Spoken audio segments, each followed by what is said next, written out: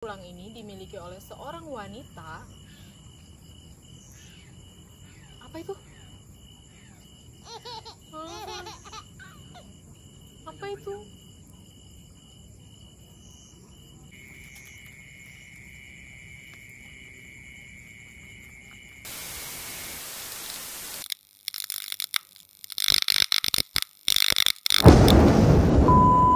Halo teman-teman semuanya, thank you udah ngeklik video ini.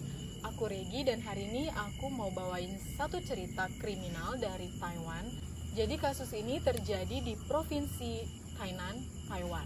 Kejadian ini terjadi di tahun 2013 tentang sepasang kekasih yang berakhir tragis. Jadi terungkapnya kasus ini berawal dari seekor anjing bernama Pang Pang yang saat itu diajak jalan-jalan oleh pemiliknya. Mereka berjalan di sekitaran rumah, dan di Tainan itu nggak seperti di Jakarta yang kotanya besar dan banyak gedung-gedung tinggi. Di sore itu, Pang Pang nggak seperti biasanya, selalu menarik-narik pemiliknya untuk pergi ke semak-semak. Dan karena pemiliknya berpikir mungkin Pang Pang mau buang air, jadi talinya dilepas oleh pemiliknya dan Pang Pang pun pergi ke semak-semak itu. Nggak berlangsung lama, Pang Pang kembali dengan membawa sepotong tulang di mulutnya. Dan tanpa berpikir panjang, pemiliknya mengambil tulang itu lalu membuangnya. Karena pemiliknya tidak ingin Pang Pang makan sembarangan. Apalagi tulang itu kan nggak tahu asalnya dari mana. Pemiliknya sih berpikir kalau itu tulang babi. Jadi untuk informasi, di Taiwan itu daging babi bebas dijual, nggak seperti di Indonesia. Jadi kalau misalnya orang nemuin tulang di jalanan, pasti mereka berpikir kalau itu adalah tulang babi, bukan tulang yang lain.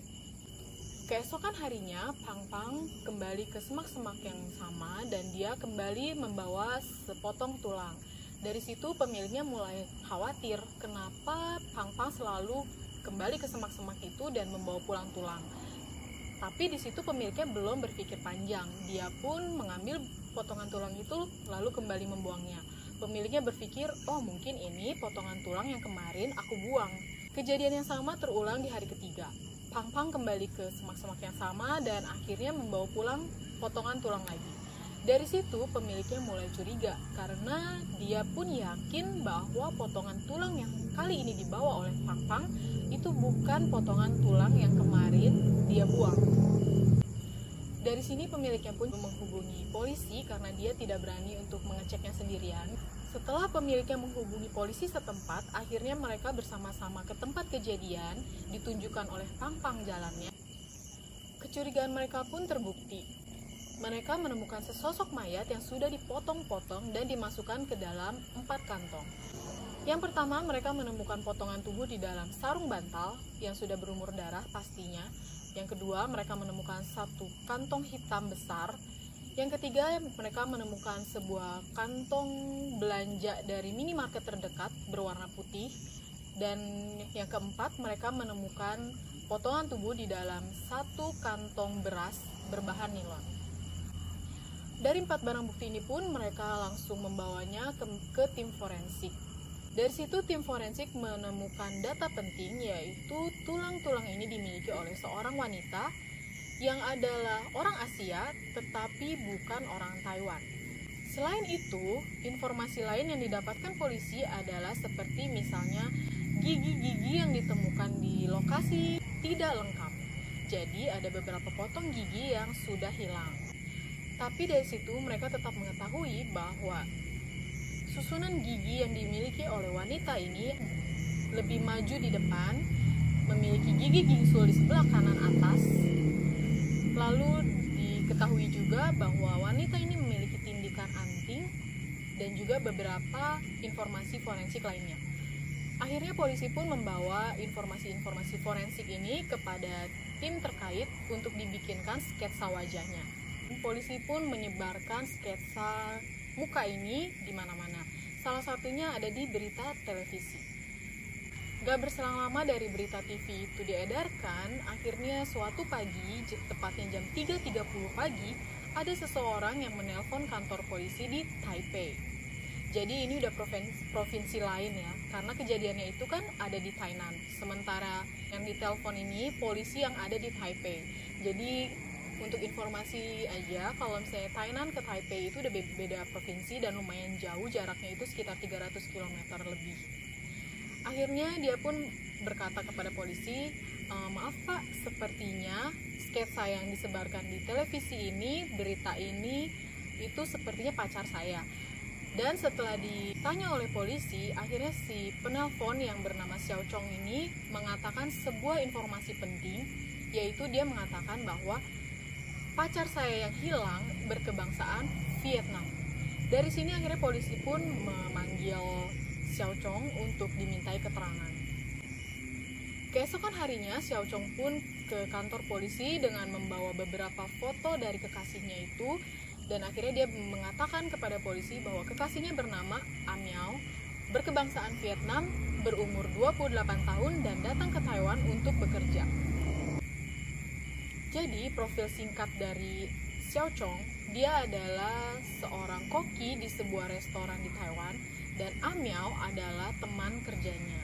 Dari situ diketahui bahwa Amiao dan Xiao Chong tinggal bersama.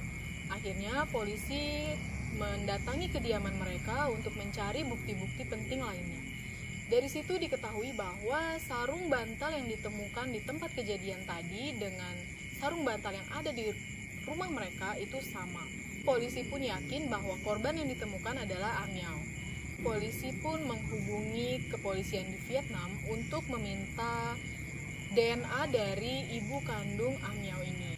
Setelah proses yang cukup panjang, akhirnya polisi pun mendapatkan data-data DNA dari ibu Amiao dan dicocokkan dengan korban yang ditemukan dan cocok. Jadi diketahui bahwa korban adalah Amiao. Setelah polisi mengetahui siapa korbannya, sekarang polisi bertugas untuk mencari siapa pelakunya. Dari sini awalnya polisi mencurigai Xiao Chong sebagai pelakunya karena dia ini kan pacarnya dan mereka tinggal bersama. Sementara pacarnya ini hilang sudah beberapa minggu tetapi dia tidak melaporkan kepada polisi. Maka dari situ polisi pun curiga kemungkinan Xiao Chong ada kaitannya dengan pembunuhan ini. Jadi diketahui fakta bahwa Amiao sudah pernah menikah di Vietnam dan memiliki seorang putri. Dan setelah ditelusuri ternyata Amiao dan suaminya itu juga belum bercerai. Jadi mereka secara resmi masih suami istri. Polisi pun mencari di manakah suami Amiao. Akhirnya diketahui bahwa suami Amiao bernama Ahwai, dan Ahwai ini bekerja di sebuah pabrik busa atau foam gitu yang ada di Tainan. Karena lokasi kerja Ahwai yang ada di Tainan, polisi pun mulai curiga apa mungkin kematian Amiao ada kaitannya dengan Ahwai. Akhirnya polisi pun mencari Ahwai di tempat kerjanya. Setelah dicari dan ditelusuri, akhirnya ditemukan beberapa barang bukti yang memberatkan Ahwai sebagai pelakunya. Salah satunya adalah kantong plastik besar warna hitam yang dipakai untuk membungkus korban, itu sama persis dengan kantong plastik yang ada di pabrik tempat dia bekerja.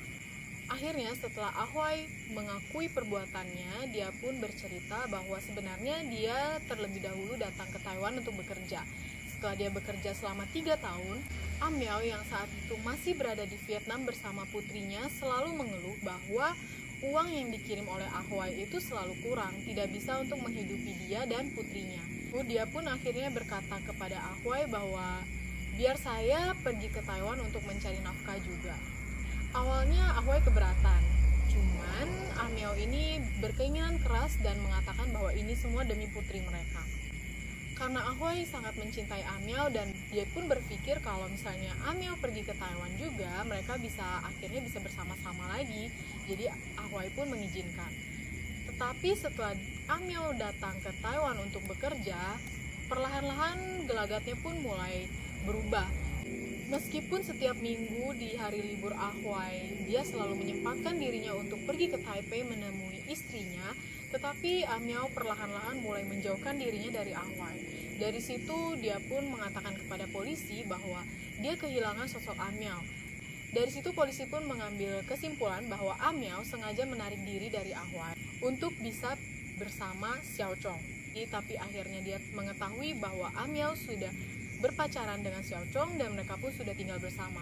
Dari situ dia kecewa, sedih, marah, dan pastinya juga sakit hati. Akhirnya dia pun mulai merencanakan untuk membalas dendam kepada Amyao. Setelah itu kalian sudah tahu bagaimana endingnya. Dia pun membunuh Amyao, dan karena tindakannya ini dia pun dituntut pasal pembunuhan dengan hukuman penjara 15 tahun dan juga beberapa pasal lainnya yang jika ditotal hukumannya adalah sekitar 20 tahun. Nah, gimana menurut kalian guys? Kalau menurut aku pribadi sih, aku sebenarnya nggak membenarkan tindakannya Ahway yang sudah menghilangkan nyawa orang lain. Tetapi kalau dilihat backgroundnya juga, kita nggak bisa ngomong juga sih, karena namanya hati orang kalau udah sakit, kadang dia bisa melakukan hal-hal yang di luar nalar. Aku juga pengen tahu opini kalian tentang kasus ini, jadi jangan lupa untuk komen di bawah. Dan jangan lupa juga untuk thumbs up kalau kalian suka dengan video ini. See you on the next video.